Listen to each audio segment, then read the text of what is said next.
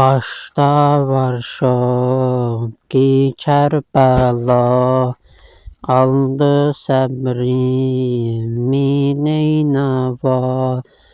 Ateşin dildən səs gəlir, səndə yatan şaha canım fəda.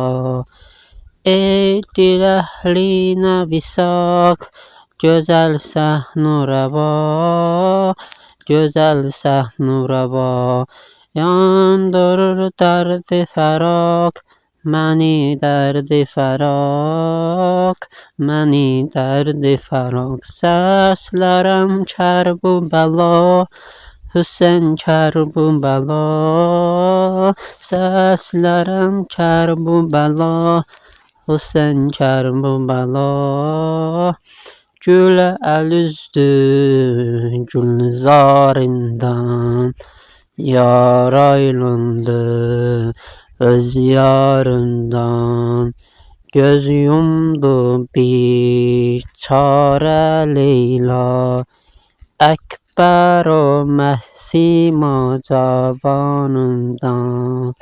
Səslədi ya vələdi, Ali ya vələdi, Ali ya vələdi. Yandı əşki alədi, Ali ya vələdi, Ali ya vələdi.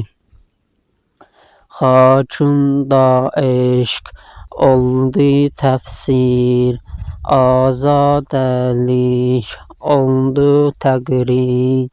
Savtu heyhat min nəsillər, ucaldı həm səndə zikri təkbir.